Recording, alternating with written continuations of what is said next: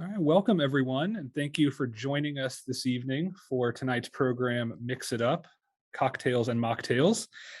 My name is Matt Swearingen. I am a library associate at the Columbia Public Library, part of the Daniel Boone Regional Library System. My colleague Katie Ziegler will be joining us in a little bit to demonstrate making a shrub and then a couple of mocktails that you can make with that shrub. This evening's program is part of our summer reading series. This year's summer reading theme is Tales and Tales. So we've had a lot of programs this summer, as well as book recommendations and activities that focus on animals, the outdoors, and storytelling. The summer reading program ends this coming Saturday, August 14th. If you have signed up and finished the adult summer reading program, but you have not yet picked up your finishing prize, it's not too late. Visit your local library branch and pick up your coffee mug for finishing. And don't forget to fill out the finishing form and be entered into a drawing to win a fire tablet. Before we get started with the program, just a couple of Zoom housekeeping notes. On your Zoom screen, if you hover over or tap, you should see, among other things, a chat bubble icon. Feel free to ask a question using the chat. Katie and I will be monitoring that throughout the program. If the question is kind of relevant to what we're talking about at that moment, we may break in and ask that question so it can be addressed right away. If not, we can hold on to it until the very end. We'll leave some time there. So if you think of a question, feel free to type it in at any time, or you can wait till the end. That's totally up to you. All right, so we are going to go ahead and get started with this program, Mix It Up, Cocktails and Mocktails. I'm going to share my screen here.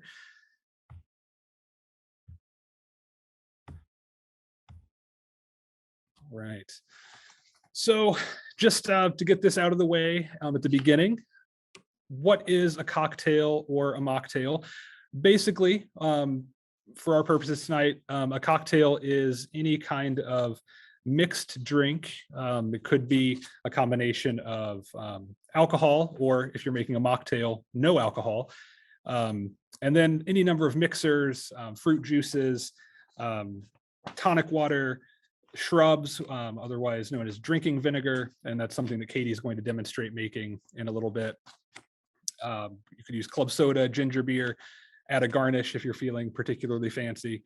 Really, the sky's the limit as far as what goes into a cocktail. And tonight we're going to give you some basics on the essential things you'll need, equipment and ingredients, and then some tips on how to make cocktails on a budget.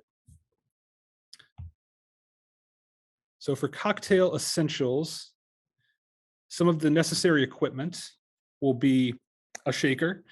You'll use this to mix the ingredients together. For drinks that are not served over ice, it's what makes the drink cold. You put ice in the shaker, mix all the ingredients in, shake it up, and then you'll strain it into your glass. You'll need a jigger or some other measurement tool, a juicer to get the citrus, good citrus juice that you'll use as an ingredient in your cocktails, a muddler to kind of crush any fruit or herbs that you're going to be using in your drinks to kind of release the juices and some of the flavors of those ingredients. And then your glasses, of course. And there are a lot of different types of glasses you can use for cocktails. We just have a few listed here. A word about all of this equipment: you don't need to buy special equipment for making cocktails at home.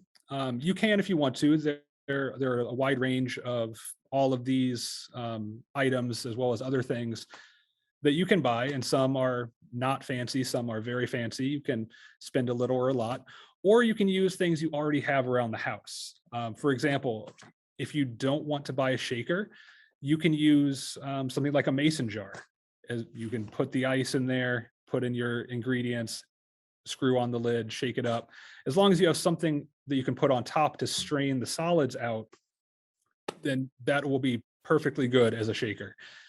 The same goes for a jigger. You don't need to buy a specially designed measurement tool. You can use you can use a tablespoon or a teaspoon. Just look up the equivalent amount of 1.5 ounces or 1 ounce, half ounce, anything like that. For a juicer, you can use a fork and squeeze out the juice. A tip I learned from my mother-in-law is to take a lemon or a lime, just put it on a plate, stick it in the microwave for 15 or 20 seconds, and when you take it out, the juice will come out very easily. So you don't even need to buy a juicer for that. A muddler, you can use a potato masher if you have a lot of stuff you want to kind of crush up.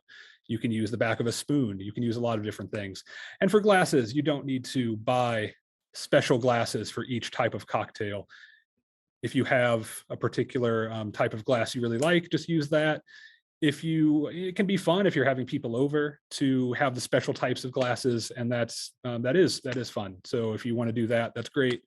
But don't feel the need to go out and buy all of this stuff. You can make perfectly good cocktails without having the specialized equipment. As far as ingredients, one thing you'll really need to have are some versatile spirits. There's a really good book in our collection called The 12 Bottle Bar. Kind of gives you some tips on what to look for when you're kind of building your bar with those versatile spirits. There are a lot of good, sometimes reasonably priced, but sometimes a little more expensive, local or regionally distilled spirits. For example, here in Columbia, we have Dogmaster. There's Wood Hat in New Florence. There's Pinckney Bend in New Haven, Missouri. Rieger's out of Kansas City. Spirits of St. Louis, out of St. Louis, just to name a few. There are so many more in Missouri and throughout the Midwest that are all good options. Bitters come up a lot in cocktail recipes. And what the great thing about bitters is a little bit goes a long way. You really only use a few dashes in most recipes. So you buy a small bottle, and depending on how often you use it, you may have it for a few years, like I've had. A lot of cocktails call for citrus fruit. So, stock up on lemons and limes, especially. You will want to use good ice in your cocktails from using filtered water. That's very important. As well as using quality mixers. This might be where you want to spend a little bit more money, because if you buy cheap mixers, you may be getting more sugar than you want. So it could be a little sweeter if you're looking to cut back on that. Maybe go for something a little more quality. And then herbs, garnishes, salt for rims, or sugar, depending on the cocktail you're making. All of those things are good to have around. And you may have a lot of that stuff anyway. A lot of herbs and garnishes, you can use for a lot of different things besides cocktails.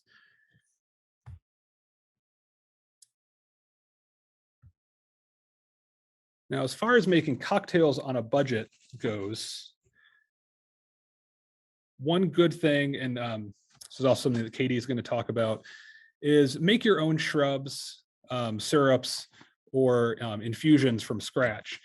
And in many cases, this is not hard, and it's not, it can be time consuming, but it's not particularly time consuming, especially if you're making syrup. The shrubs, it takes some time to complete the shrub, but it's not a lot of hands-on time. So that's really nice. You can make your own bitters as well, but that is much more time intensive. So if that's something you're interested in doing, you can, but it's sometimes easier to just buy a small bottle of bitters.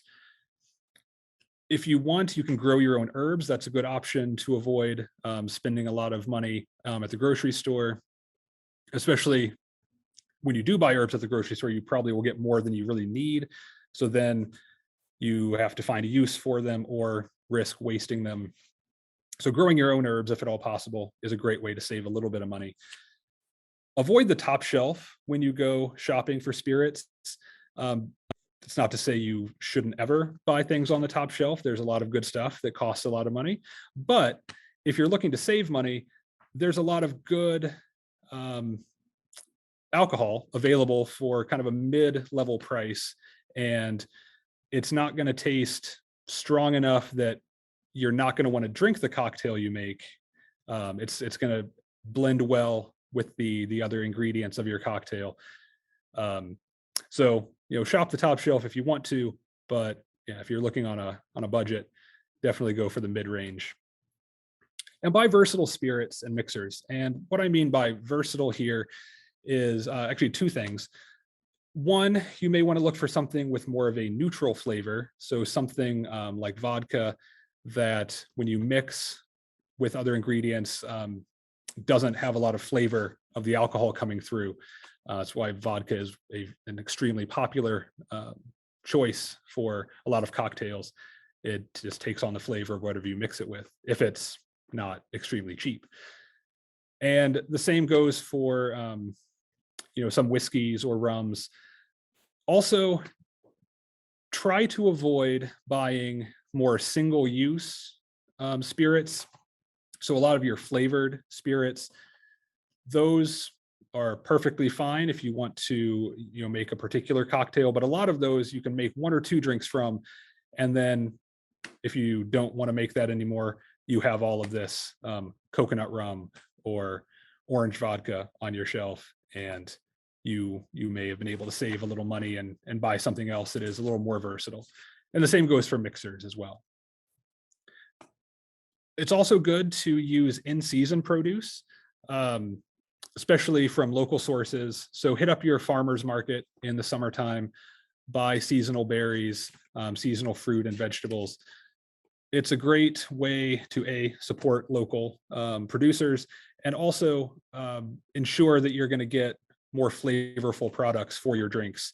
And a really nice thing about making your own shrubs from in-season produce is the shrub itself, once you've made it, it lasts for about a year. So you can make something this summer. You can make a shrub using berries in the summertime and still enjoy it in the winter and the spring when that fruit is not in season. So it's a couple of things on our cocktails on a budget list there. And then, as I already mentioned, use everyday kitchen tools as part of your cocktail tools. You don't feel the need to go out and buy everything that you see in the drink section at a store. And we are actually going to be focusing in the demonstration portion on mocktails, which it's important to note are more than just juice. Mocktails kind of get a bad rap. In fact, the word mocktails can be kind of dismissive of the kind of the zero alcohol beverage. I mean, some mocktails are just juice, but there is a lot more to it.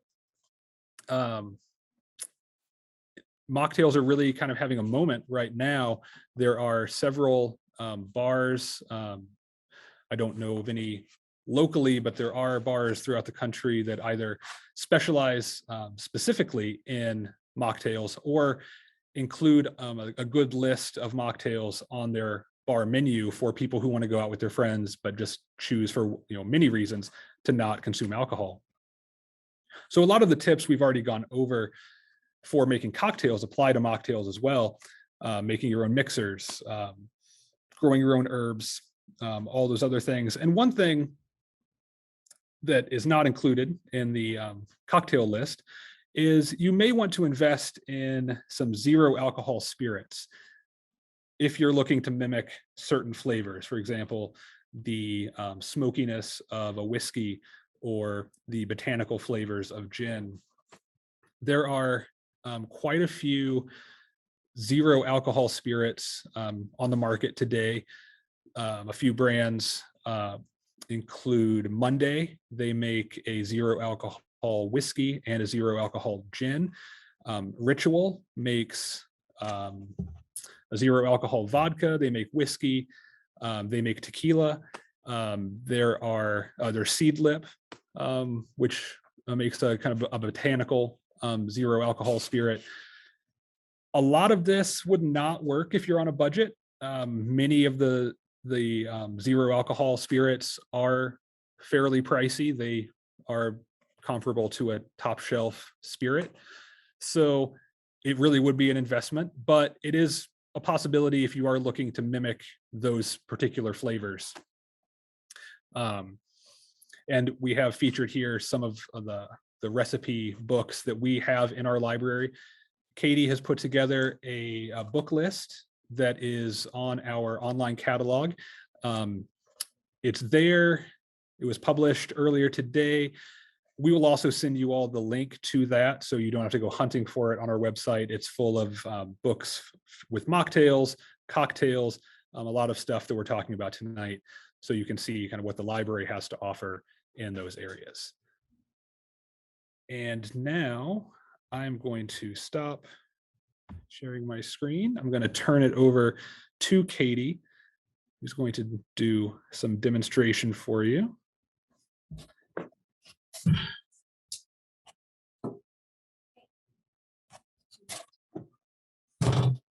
Hello. So that was great. Thanks, Matt. So I'm gonna do a couple demonstrations here. First, we're gonna do a blackberry shrub.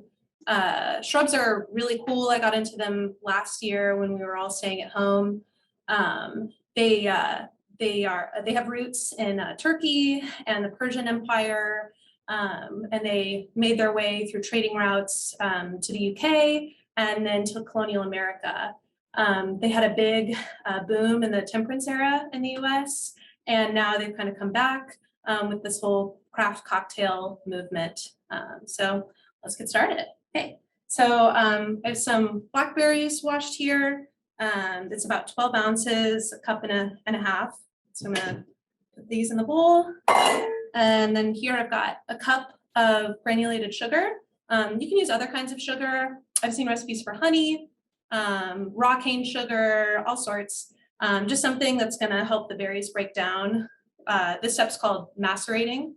So I'm just gonna put it all in there, let it sit for a second, and it's gonna already start to break down. Meanwhile, I've got a cup of apple cider vinegar measured out here. And I'm gonna put a few herbs in it, and those are gonna infuse into the vinegar. So I've got some lime leaves, and we're gonna be doing lime juice with the cocktail, so it'll be a nice complement of flavor. Just gonna put a few of those in there. And we're also gonna share the recipes that we use tonight with you guys. So limes, or the lime leaves. I've got some lemon balm leaves here. These are from my garden. I'm gonna bruise them a bit to kind of, again, what Matt was saying, break down the cell structure and start releasing some of the aroma. A few more. Okay, and then I also have some mint. I'm just doing a mixture here. Sage would be really good with blackberry. There's all sorts of complements, and you can make a shrub with all sorts of fruit, all sorts of vegetables. You could do ginger, you can do roots. So it's really what you're wanting, what's in season. I saw a recipe for a tomato and celery shrub, and that was used as the basis for a Bloody Mary. So just put that down. And it's important with sealing something with vinegar in it to have a non-reactive container. So most often jars will have metal tops, but here I have a plastic top because the metal would corrode. I'm gonna just shake it around a bit and let this infuse. You can let this infuse for a day or two, just in a dark cabinet. Doesn't need to be refrigerated. And then I'm gonna come back to the berries, and I've got a potato masher here, and I'm gonna just start crushing them and spraying juice everywhere. And just letting them sit even for a little bit. The berries already started to break down with the sugar. So it's pretty simple, not too much work. Stir it around. Okay, and I can come show you what it looks like. Just breaking down the berries. Okay, can you see that? Kind of, okay.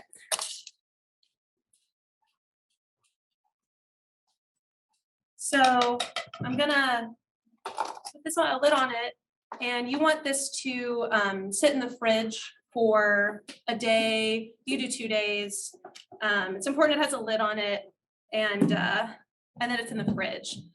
This is a way, rather than making a simple syrup on the stove, this is a way to do a cold simple syrup. And it's gonna, because you're not cooking the berries, it's gonna taste more fresh and stronger. So these two things, you let them rest. Now I already prepped some, so we're gonna show you the next step with ones I've already done. Yeah. So after you're happy with how long you've let your fruit macerate, you're gonna strain it. And then there's a few options for this.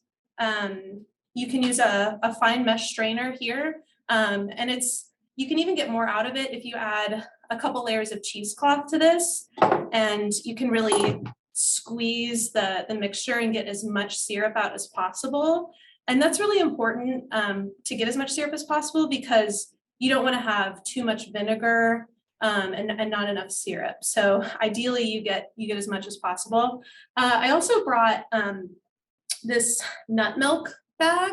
It's really fine mesh, and this replaces both of those things. So you just put the whole mixture in and you squeeze it out. It would get my hands really messy, so I'm not going to use it tonight, but this has been my favorite tool for that purpose. And they're machine washable. Okay. So I'm just gonna strain this. I'm gonna wipe down the sides to get out any remaining sugar, and I'm just gonna pour it in. Okay. There's a little sugar stuck to the bottom, so I'm using the spatula to, okay. And I'm just gonna move it around. Strains a little slower. The spatula, if you don't have the cheesecloth, using the spatula is a way to really push out the syrup from the berries. You can also, with your herbs, when you're letting the berries macerate, or whatever fruit and vegetables, you can add the herbs to that mixture as well. I do it in the vinegar just because I know that's another way to infuse the vinegar. So we're going to get the flavors both ways. It's kind of whatever you prefer. Okay. My strainer is too large for my bowl, but it's slowly, gravity's doing its work. Okay. And it's accruing in the bottom. So I'm gonna just few more pats. And this is probably the most time consuming step, especially if you're using a bag. Again, because you're really trying to get all the syrup out as possible. Okay. So normally I would keep going with this, but I don't want to make you guys watch this until it's ready. So we're gonna move on.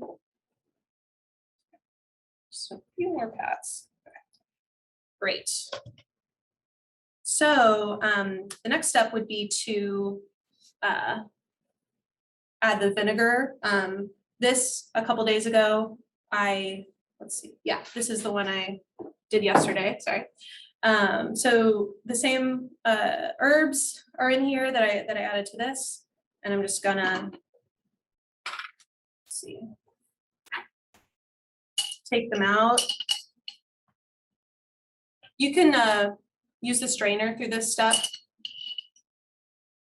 rather than fishing them out, but my strainer still has quite a few solids in it, so. You can smell the lime leaves. Oh yeah, it smells really good. It also smells like vinegar. Okay.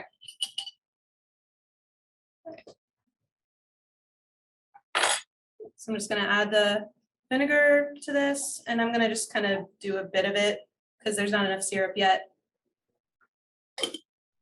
Finish it later.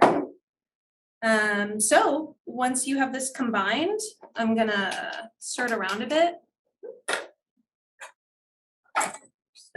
incorporate it. Okay, and then you'll put it in its final glass. You can use a mason jar for this. I like to use these bottles because they're really easy to pour from. And usually you're not using a ton of syrup at a time. So this is a way for it to be a little bit easier to pour. And then you need a funnel or a very steady hand, very careful. So I'm just gonna pour this in. I sanitize this bottle. So just with some boiling water, I let it sit in there.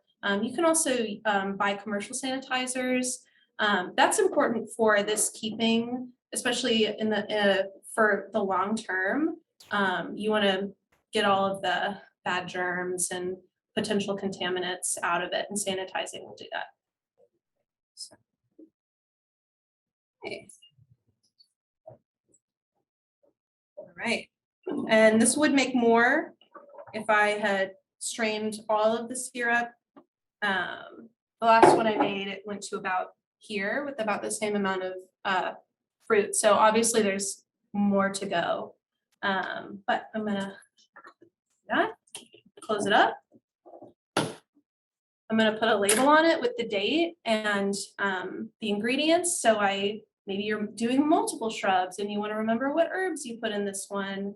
Definitely having something with the date is important because your memory's not going to last. Mine doesn't. And that way, you know how long it's been around. It's also good because this needs to sit a week at least before you start using it in beverages. Right now, it's just going to taste like sugar and vinegar. It's not going to be melded together. So let it sit for a week in the fridge and then give it a taste.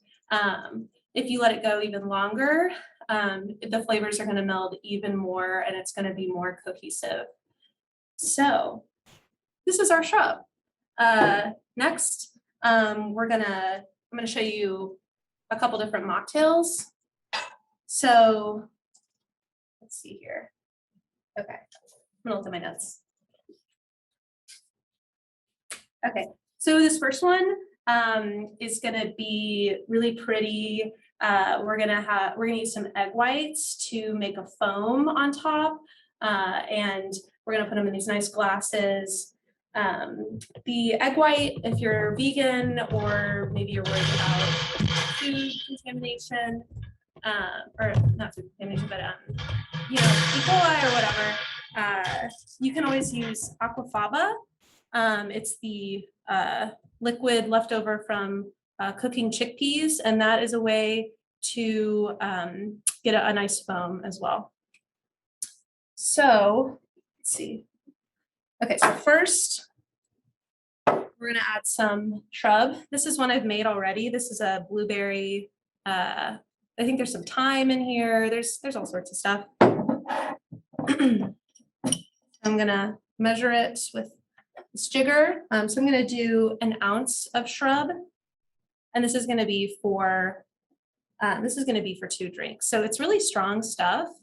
Definitely has a vinegar kick to it. So,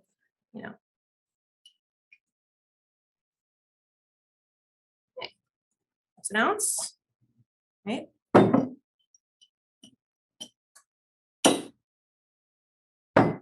Okay, and then I'm gonna add some lime juice. And this is just to taste. I'm gonna break it down by rolling it this way, and then I'm gonna cut it up. Fresh, I think, is always better. You can get the concentrate stuff, but fresh is best. Oh, and we've got this really handy juicer. You can also use a fork. You can use your hands. But this expedites the process. So easy. Okay, next, I'm gonna add some herbs. You can do the same herbs that are in the shrub. I'm gonna put some more lemon balm. Okay, and these are gonna get strained out, so you can put you can use the stem. I'm gonna bruise them a bit. Put them in there. Okay. Next, we're gonna do the egg white. Okay, so I'm also gonna show you how to separate an egg. And we just need one. So you crack it. You want it to be about down the middle. Okay. And you're just gonna let the egg white fall out. Okay. And you're gonna pass the yolk back and forth and let the egg white drop. All right, that's most of it. So I'm just gonna put that there. You can use the egg yolk, just add it to your omelet the next morning or whatever. You know, it doesn't need to go to waste. Okay, I'm gonna add this to the shaker. And if this were gonna be alcoholic, this would be when we add the spirits. Gin would go really nicely with this. You could do vodka. You can, and it's to taste really. You can do equal parts shrub and spirit. You can change up that ratio too. It's your cocktail. You're making it at home, so follow your bliss. Okay, so I'm not going to add the ice yet. I'm going to just shake it. This is called a dry shake, and this is to help the egg white form the foam and nice and thick. Okay, I'm gonna get this on really tight because I don't want to make a mess. Okay, I think it's on there. I'm just gonna shake it for. I just put this around it. Okay, so I'm gonna shake it pretty vigorously for about 15 seconds. And this is like where people really go into technique. I'm not that person though. I'm just gonna shake it. Okay. And then I'm gonna add the ice in, and this will cool it down. And it'll also strengthen the foam. And the foam will kind of settle. The drink will settle to the bottom and the foam will come to the top when you pour it into the glass. It's a really cool effect. So I'm just gonna add some ice. Okay.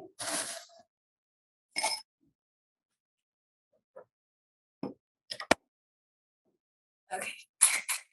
And this, you'll shake it a little bit longer. If you have a metal shaker, it can get really, really cold on your hands. So you might want to hold it with like a towel or something.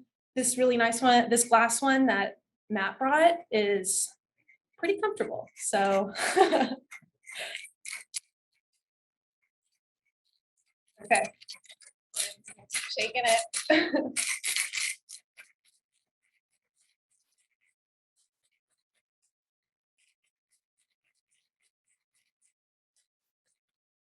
Okay, I'm gonna call that okay. So this one has a strainer in the top, which is really convenient. You can, some of them have shakers that you add to it. I can't open it. My hands are a little wet. Uh-oh.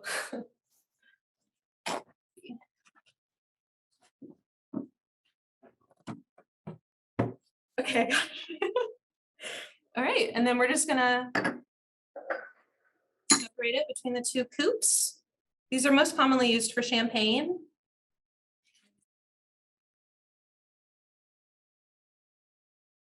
Okay, and then going. I maybe made a little too little. This might have been probably one serving. That's okay. And I probably could have shaken it more vigorously and for longer, and we would have seen a bit better of a foam, but you know, it is what it is. It's kind of done the foam. I don't know if you can see that. Bring it closer. Okay. It's kind of doing it. Yeah. And then for garnish, I saw really cute ones where they pierced a blackberry with a little toothpick or a nice little cocktail sword. You could do that. And maybe a sprig of mint. Huh? Okay. I've got some nasturtium growing in my garden and they make these really beautiful flowers. So I'm gonna add that. I think it looks really nice. So that's the first cocktail. Okay. Wipe this up a bit. And then there's a simpler one, no shaker involved. Let's see. We've got these really cute pint glasses from the library programs a few years ago. First, let's see. Okay, so I'm gonna bruise the herbs. I'm gonna do mint. Bruise them with my fingers. I'm gonna do some lemon balm too. Now, this one, the herbs are gonna be just at the bottom. So, you know, when you're drinking it, you might have to spit it out. We're not straining them out. But it'll have a nice strong flavor this way. Using it. Let's see. Lime juice. This is just a taste. So if you like a lot of sourness, which the shrub's already sour, but this is a different kind of sourness, different taste. Just play with it. You've already made a ton of shrubs, so you can mess around and see the proportions that you like.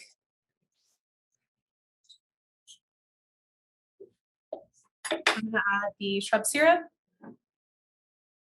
I'm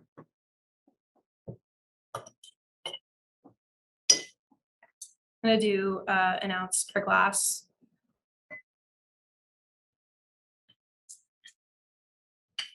At this point, you could also add liquor if you wanted it to have alcohol in it. I'm gonna add a bit of ice to each glass.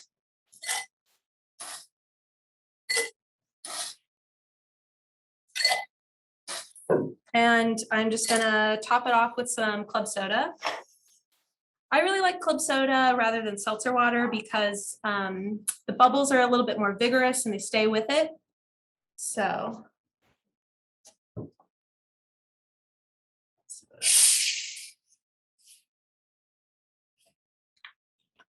All right. And just adding the club soda is really going to be all the mixing this needs. You just top it off. Okay. You still get a nice foam. Well, not with this one. You don't really get ahead with it. Just at the beginning. Okay. So you sort of already have the garnish. The herbs float to the top. You could add a lime wedge on the edge, and you could even do this kind of thing. Let me show you. Line the rim of the glass with the lime juice. That way, each time you take a sip, you're going to have lime juice. So just like that. Pop it in and enjoy. Yeah, really good. Okay, so that's really all I have for you. Shrubs are really versatile. Again, they keep for a really long time. So you can preserve in season fruits and vegetables and have them in the winter time when the stuff isn't available locally, just really expensive at the grocery store. So yeah, we're gonna share these recipes with you guys. I got all of my shrub knowledge from this book. It's called Shrubs. It's a library book. He has like at least 100 different recipes, and he also has cocktail recipes in it. He also has a really interesting history of it. And then in that book list, there's tons of books that include recipes for cocktails with shrubs. So yeah, I hope you'll give it a try. Right.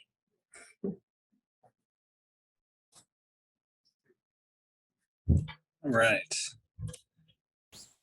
I'm gonna try one of these as well, because this looks delicious and it smells fantastic.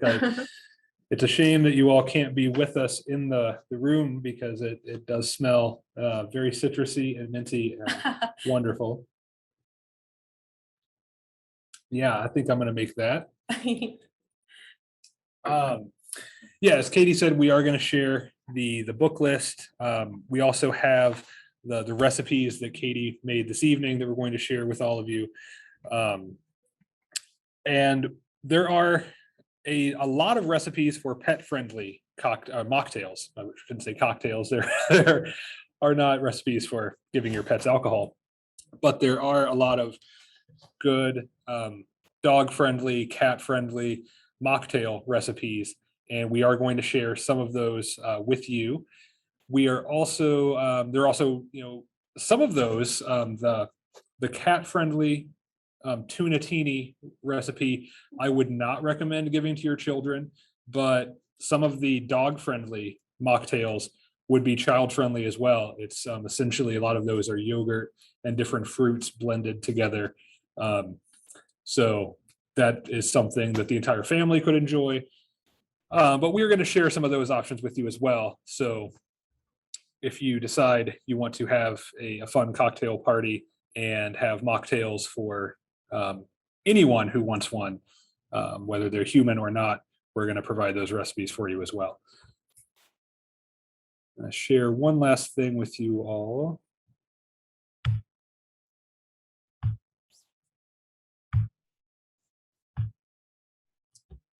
If you have any questions in the future, feel free to contact either one of us by email. We'd be happy to answer those questions, take your comments. Thank you all for joining us. Have any other questions come through? We did get one. What is your favorite mocktail? Do you have a favorite mocktail? I do not have a favorite mocktail. I have a favorite cocktail. I'm always partial to Manhattans, but this is the first, I would say, fancy mocktail I've ever had, and I really enjoy it. I'm gonna try this one. So I think this is a front runner for sure for favorite mocktail. Oh yeah. Yeah, Mhm. that's good. All right. Well, thank you all for joining us and for spending part of your evening with us. We hope you have had a good summer, and maybe with what's left of your summer, you can make some of these mocktails or cocktails and some of the books that we are going to share with you and enjoy your summer a little more. This program has been recorded, and after our PR department works their magic, it will be posted to our YouTube channel. You can also find it on the events page of our website. It's www.dbrl.org/events. You can also find an archive of some of our past events that have been recorded on that same events page under the recently live tab. So thank you all again. Have a great rest of your evening. And we hope to see you all in the library checking out some of these cocktail and mocktail books. Thanks, everyone.